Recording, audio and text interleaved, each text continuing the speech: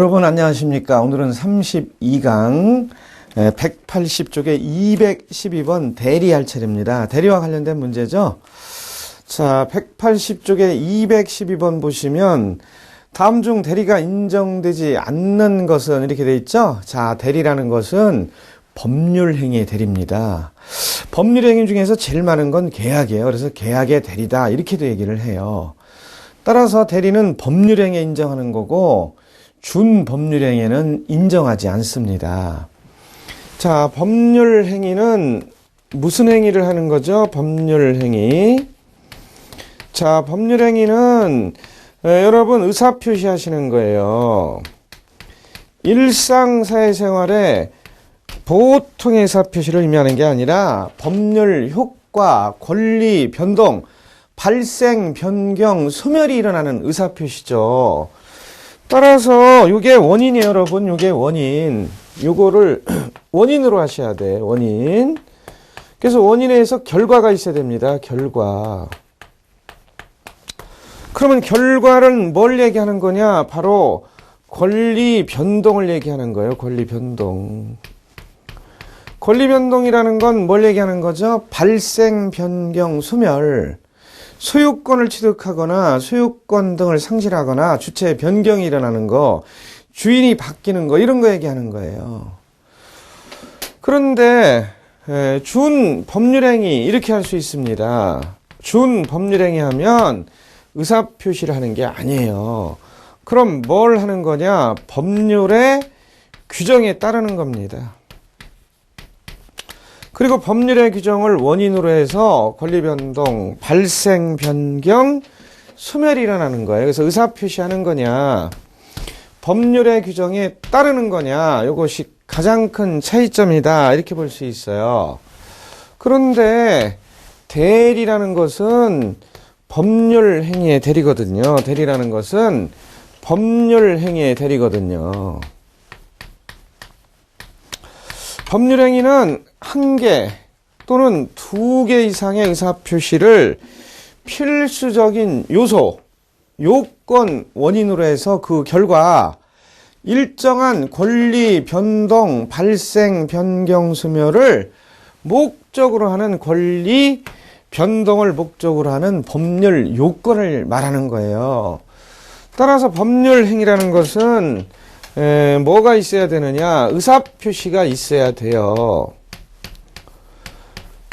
따라서 결국은 의사표시에 대리입니다. 의사표시 하시면 권리변동, 발생, 변경, 소멸이 일어나니까 결국은 의사표시에 대리예요. 그래서 법률행위 있는 곳에 대리를 인정하는 것이 기본적인 원칙이다 이렇게 보실 수 있어요. 따라서 주로 계약 법률행위의 대리제도를 인정하는 겁니다. 따라서 의사표시에 대리입니다. 의사표시에 대리입니다. 그러나 준법률행위에는 대리제도를 인정하지 않는 것이 기본적인 원칙인데, 준법률행위라도 법률행위 계약과 유사하므로 대리를 인정할 수도 있습니다.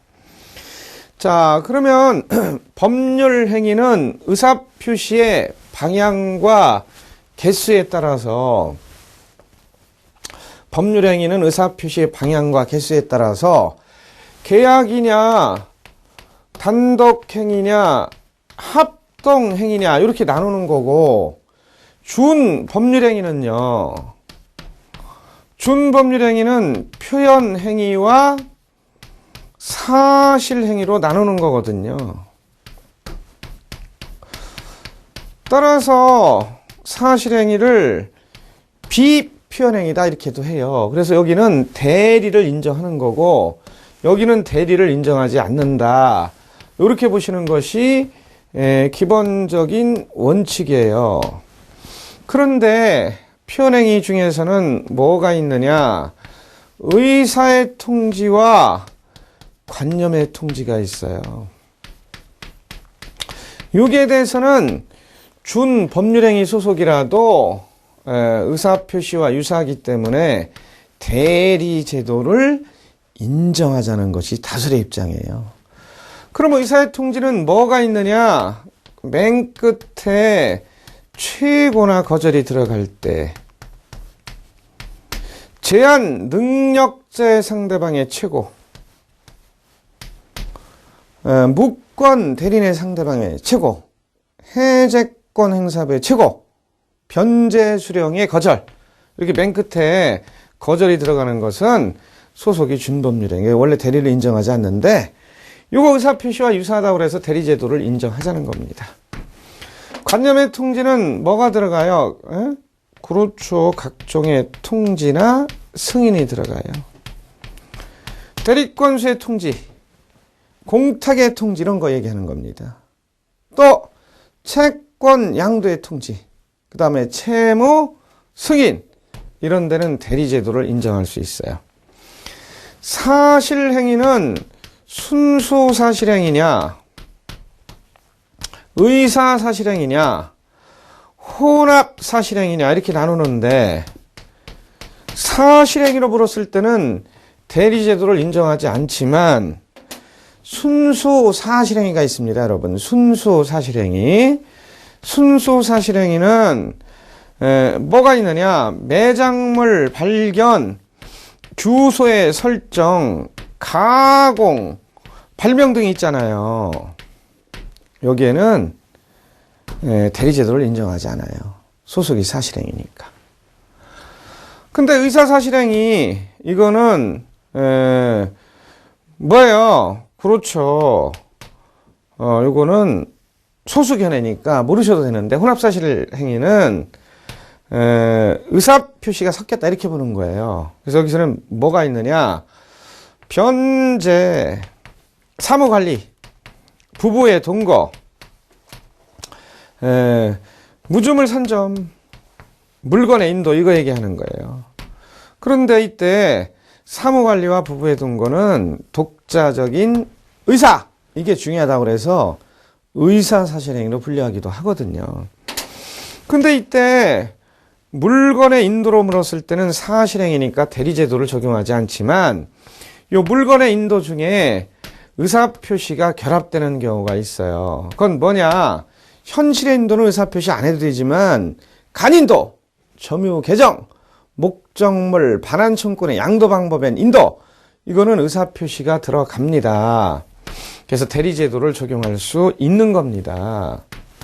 그래서 이 부분에는 사실행위가 의사표시와 결합될 때는 인정될 수 있다. 그냥 사실행위로 부르면 인정되지 않는다. 이거 주의하시기 바랍니다. 그래서 우리 대리가 인정되는 범위 간단히 복습을 하셨어요. 그러면 180쪽에 212번에 1번 갑이 매매계약을 체결함에 있어 자신을 위해 을에게 상대방과 계약을 체결하게 할 수 있다. 대리제도 인정되죠. 왜? 계약이니까. 2번 갑이 사망에 이르러 을로 하여금 대신 유언케 할 수 있다. 이거는 가족법상의 신분행위예요. 가족법상의 신분행위는 대리제도로가 적용되지 않습니다. 또 뭐에도요?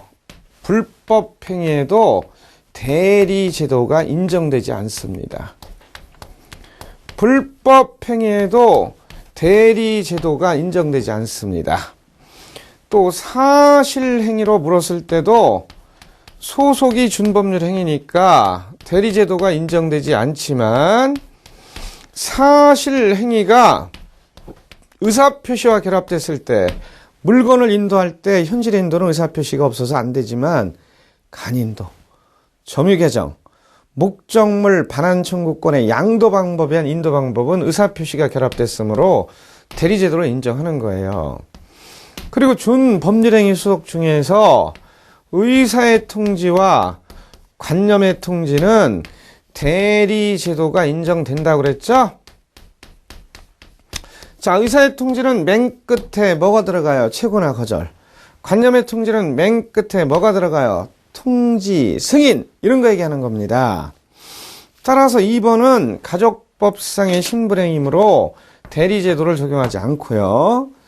3번 채권자, 갑이 채무자 을에게 채무행을 최고하는 행위. 최고는 뭐야? 의사의 통지죠? 각종의 최고나 거절. 이건 인정해야죠. 관념의 통지는 각종의 통지나 승인이죠? 이것도 인정해야죠. 통지나 승인 인정하셔야 돼. 4번 사단법인 대표이사 갑이 사원총회가 일주일회 있다고 통지하는 행위. 각종의 통지, 사원총회 소집의 통지 이런 건 인정됩니다. 5번 미성년자인 갑이 을을 위하여 한 매매계약 행위. 매매계약은 법률행위예요. 대리제도가 인정되는 것이죠. 따라서 정답은 2번이었습니다. 자, 213번 넘어갑니다. 181쪽에 213번 넘어가십니다. 다음에 유가증권에 대한 설명 중 옳지 않은 것은 1번 수표는 지급위탁증권이라 할 수 있다. 맞죠? 2번 수표에 관하여 기본 당사자는 발행인, 지급인, 수친이다. 맞죠? 3번 환원과 달리 수표의 지급인은 반드시 은행일 필요가 없다. 틀렸죠? 환원과 달리 지급인은 반드시 은행이어야 돼요. 이것이 환원과 차이가 나는 겁니다. 수표의 지급인은 은행이죠. 은행. 이거 다 알잖아요. 일반 상식으로. 4번 수표는 지급증권으로서의 특성을 유지하기 위해 지급인을 신용 있는 금융기관으로 한정한다. 맞죠. 5번 일정한 금액의 지급을 목적으로 하는 유가증권으로서 환원과 약속음이 있다. 맞죠. 그래서 유가증권은 어음수표 채권 등을 얘기하는데 3번 환원과 달리 수표의 지급인은 반드시 은행일 필요는 없다. 틀렸어요. 수표의 지급은 은행이어야 돼. 3번이 틀렸습니다. 3번이 정답이었어요. 자, 참고 박스 안에 보시면 수표의 종료 거기 나와 있죠. 수표란 발행인이 지급인인 거래은행에 대하여 수취인 또는 소진에게 일정한 금액을 지급하는 지급증권을 말한다. 이렇게 돼 있어요. 그 다음에 수표의 종류 뭐가 있어요? 가번 자기합수표, 나번 당자수표, 다번 가계수표 나와 있죠? 네 번째 라번은 선일자수표, 마번은 횡선수표 나와 있어요. 그래서 뭐 당자수표니 자기합수표니 가계수표니 이런 것들은 보셨을 거예요. 그러나 횡선수표 이런 건 못 보신 분은 거기 확인해 보시고 182쪽에 넘어가시면 첫 번째 줄 환엄 약속음 수표에 비교가 나와 있어요. 자, 2번에 보시면 지급인 환엄은 제한이 없다. 개인도 지급인이 될 수 있다 나와 있죠. 약속음은 제한이 없다. 개인도 지급인이 될 수 있다. 근데 수표는 제한이 있다. 은행과 동일시되는 자만이 지급인이 될 수 있다. 그거 주의하시고요. 자, 나머지는 여러분들이 확인하시고 213번은 정답 3번으로 하시고 214번 넘어갑니다. 182쪽에 214번이죠. 다음에 설명 중 틀린 것은 1번 주식회사가 불특정 다수인으로부터 자금을 조달할 목적으로 집단적 정형적으로 부담하는 채권 발행 형식으로 부담한 채무를 사채라 한다. 맞죠. 2번 사채는 확정이자의 지급이 부장되므로 투자증권이라고 할 수 있다. 맞죠. 3번 주식은 배당 가능한 이익의 유무, 다과에 따라서 이익 배당을 받는 점에서 투자증권이라 할 수 있다. 틀렸죠? 사채가 투자증권이에요. 주식은요? 투기증권이죠. 투기증권. 3번 맨 끝에 틀렸습니다. 4번 사채는 회사의 채무이므로 맞죠? 사채권자는 단순한 회사의 채권자에 불과한 제3자이다. 맞죠? 5번입니다. 투기는 행동, 양상이 가상적인 대상에 운을 거는 도박과는 달리 가격 변동을 이용한 매매거래 형태, 즉 시장을 통한 경제 행위를 띈다. 맞죠? 3번만 틀렸어요. 3번이 정답이었어요. 그래서 정답 3번입니다. 자, 183페이지 첫 번째 줄 해설 넘어가시면 주식은 배당 가능한 이익의 유무나 다과에 따라서 이익 배당을 받는 점에서 특이증권이라 할 수 있으며 사채는 확정이자 지급이 보장되므로 투자증권이라 할 수 있다. 요거죠? 바뀌었어요. 그래서 정답은 3번이었습니다. 거기 참고의 투기 183쪽에 네 번째 줄 상세히 나와 있으니까 투기, 투자, 주식 한번 확인해 보시고요. 이어서 184쪽에 215번 옵션으로 넘어갑니다. 옵션에 대한 다음 설명 중 틀린 것은 1번 옵션 가치의 비선형으로 인한 효과를 감마 효과라고 한다. 맞죠. 2번 내재 변동성의 변화 효과를 베타 효과라고 한다. 맞잖아요.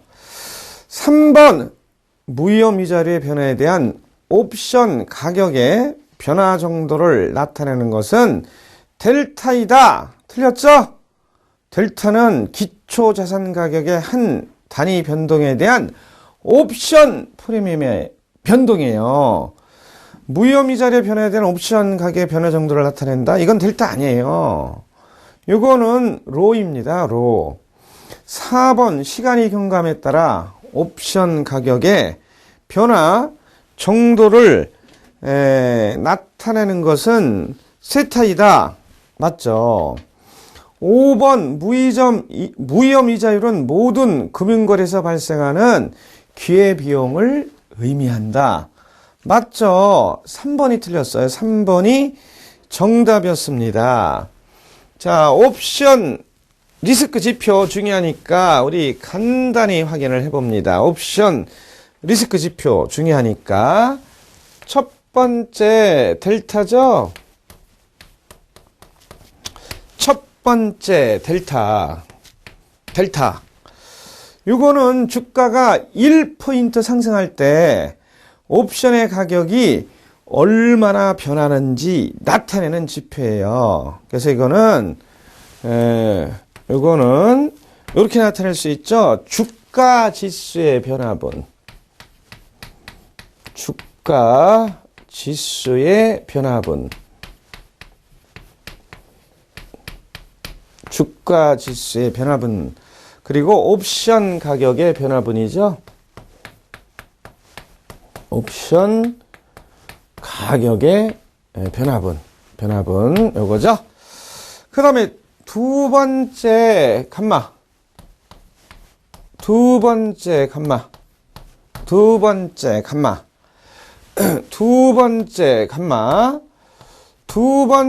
감마는 주가 지수의 가격 변화에 대한 델타의 변화 정도를 말합니다. 감마가 높을수록 대상 자산의 가격 변동이 더욱 민감함을 의미하시는 거죠. 그러면 이 감마는 델타의 변화분 요거에 주가 지수의 변화분이죠. 주가 지수의 변화분. 세 번째 세타입니다. 세타. 요거는요. 시간의 경과에 따른 옵션 프리미엄의 변화 정도를 말합니다. 요거는 옵션 프리미엄의 변화분이죠. 옵션 프리미엄의 변화분. 요거의 시간의 변화분으로 나눈 거죠. 시간의 변화분. 그래서 델타, 감마, 세타를 우리 간단히 복습을 하셨어요. 자, 215번 맨 끝에 참고 박스 안에 보시면 옵션 나와 있고 델타, 감마, 세타, 배가 나와 있죠? 배가는 변동성의 한 단위에 대한 옵션 프리미엄의 변동을 말합니다. 자, 이 185쪽의 첫 번째 줄 보시면 2번 무위험 이자율 금융기회비용이 나와 있어요. 모든 금융거래에서 발생하는 기회비용을 말하는 거죠. 자, 거기 델타, 감마, 베가, 세타에 대해 나와 있으니까 읽어보시고 우리 216번 넘어갑니다. 185쪽에 216번 여러분. 투신사의 확정금리 상품은 투신사의 유일한 확정금리 상품은 신탁형 증권저축이죠. 신탁형 증권저축. 따라서 정답은 3번이었습니다. 자, 다음 페이지 넘어갑니다. 186쪽의 네 번째 줄 보시면 신탁형 증권저축 나와 있어요. 투자 신탁회사가 신탁법에 적용을 받지 않고 저축자가 납입하는 금전의 신탁을 받아 이를 유가증권의 투자 운용에 저축자에게 미리 약정한 이율의 이익금을 지급하는 저축제도를 말합니다. 그래서 정답 216번은 3번이었어요. 자, 186쪽에 217번 넘어가십니다. 예금보험공사의 예금보험에 가입한 금융기관이 아닌 거. 종합금융회사 1번 종합금융회사 이거는 예금보험공사의 예금보험에 가입이 돼 있죠. 2번 신용협동조합도 예금보험공사의 예금보험에 가입이 돼 있어요. 3번 상호신용금고는요 예금보험공사의 예금보험에 가입이 돼 있죠. 4번 농수축협의 단위조합보험사 이건 가입이 안 돼 있어요. 그래서 정답은 4번으로 고르셔야 돼. 5번 보험사 이거는 예금보험공사의 보험에 가입이 돼 있어요. 그래서 정답은 4번입니다. 자, 218번 넘어갑니다. 증권회사 등이 자산 금액에 대하여 일정한 비율의 수수료를 받고 투자자에게 가장 적합한 투자 전략 및 유가증권 포트폴리오 구성에 관한 상담을 해주는 자산종합관리계좌를 무엇이라고 하는가? 이것은 2번의 랩 어카운트 종합자산관리계좌죠. 저번에서는 나왔었어요. 랩 하면은 뭐예요? 그렇죠. 다 아시죠? 포장하다. 랩 어카운트 포장하다. 에? 그래서 계좌와 포장하다가 결합된 거예요. 그래서 주식, 채권, 펀드, 파생, 상품 여러 금융상품 중에서 투자자의 기호에 맞는 상품을 골라 하나의 계좌로 싸서 전문가가 운용해주는 종합자산관리계좌를 말합니다. 정답 2번이었어요. 자, 그런데 여기 보시면 187쪽에 세 번째 줄 일임형 랩 어카운트 한쪽 가로 1번, 한쪽 가로 2번 자문형 랩 어카운트도 있고요. 한쪽 가로 3번 펀드형 랩 어카운트도 있습니다.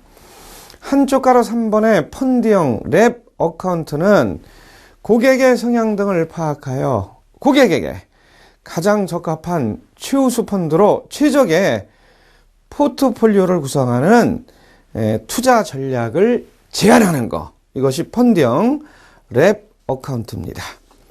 자, 정답 2번이죠. 자, 219번 넘어가십니다.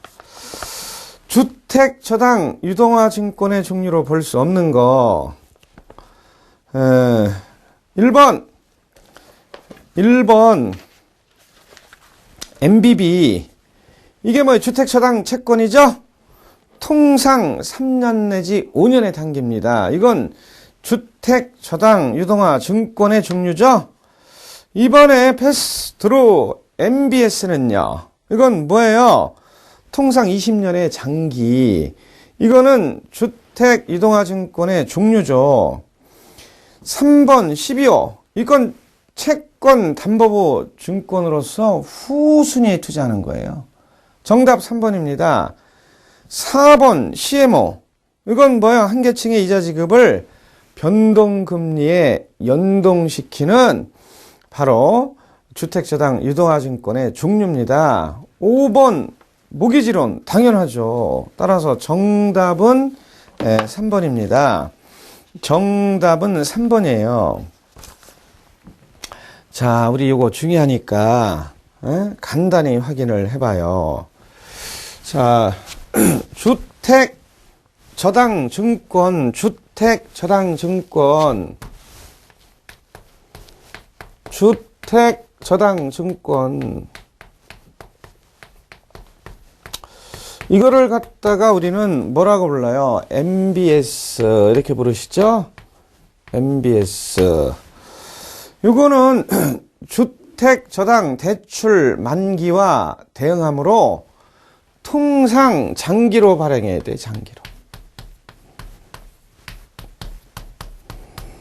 장기로 발행해야 돼. 장기로. 그 다음에 채권 구조가 복잡합니다. 그리고 현금 흐름이 확실하기 때문에 국채나 회사채보다 수익률이 높아요. 국채나 회사채보다 수익률이 높아요. 수익률이 높습니다. 그 다음에 세 번째, 매월 대출 원리금 상환액에 기초해서 발행증권에 대해 매월 원리금을 상환해야 돼요. 발행증권에 대해서. 발행증권에 대하여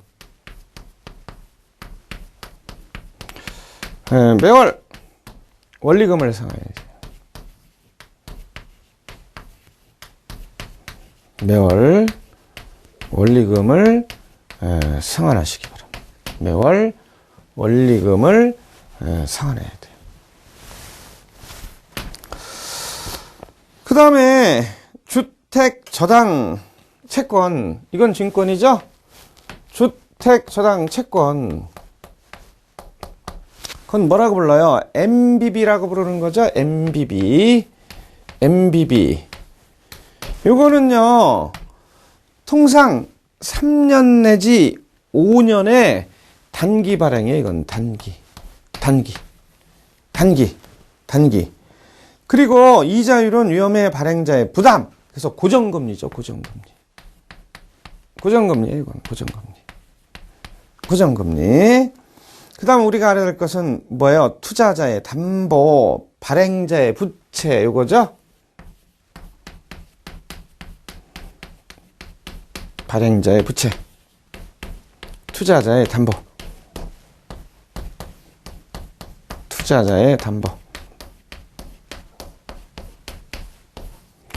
그래서 우리 주택저당 증권하고 요거 주택저당 채권 간단히 비교를 했어요.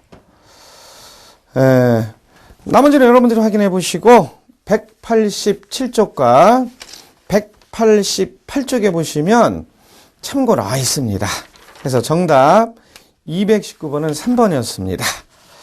이어서 188쪽에 220번으로 넘어갑니다. 자산 유동화 증권의 특징이 아닌 것은 1번 자산의 현금화 증권에 기초한다. 특징 맞죠? 2번 발행 주체의 신용도에 근거한다. 틀렸죠. 발행 주체의 신용도에 근거하지 않고 신용도와는 독립적으로 발행하는 거죠. 독립적으로. 그래서 2번 틀렸어요. 3번 자산 보유자와 자산 신용도를 분리하기 위한 장치가 필요하다. 맞죠. 4번 신용 보강 장치를 위하여 자산 유동화 증권의 신용도를 제고하는 방법이 있다. 맞죠. 5번 자산 유동화 증권은 자산 보유자로부터 완전 매각된 유동화 자산의 현금 흐름이 발행 증권의 원리금을 상환할 수 있는 능력을 바탕으로 발행된다. 맞잖아요. 2번만 틀렸어. 2번이 정답이에요. 자산유동화증권은 ABS 이렇게도 부르죠. 거기 188쪽 맨 끝에 해설에 상세히 나와 있어요. 그 다음에 189쪽에 세 번째 줄 자산유동화증권 ABS의 특징 나와 있어요. 확인해 보시고 맨 끝에 4번 보시면 189쪽에 4번 보시면 유동화 설계를 위한 유동화증권의 6가지가 소개가 되고 있습니다. 그래서 1번 보시면 현재 보유채권을 중심으로 보유채권을 기초자산으로 발행하는 현재 채권 담보보 유동화증권과 장기 공급 계약을 근거로 미래에 발생할 채권을 기초자산으로 발행하는 미래채권 담보보 유동화증권으로 구분할 수 있습니다. 그래서 우리 6번 189쪽에 6번 맨 끝에 보시면 유동화 사채 발행 구조와 유동화 기업원 발행 구조로 구분할 수 있다. 요거 한번 확인해 주시고요. 자, 190쪽에 221번으로 넘어갑니다. 판매 시장별 생명보험 상품에 대한 설명 중 틀린 것은 1번 연금보험, 사망, 장애 등을 보장하고 노년기에는 생존연금을 지급하는 상품이다. 맞죠? 2번 보장성 보험, 보험 본래 기능에 충실한 보험 상품이다. 맞죠?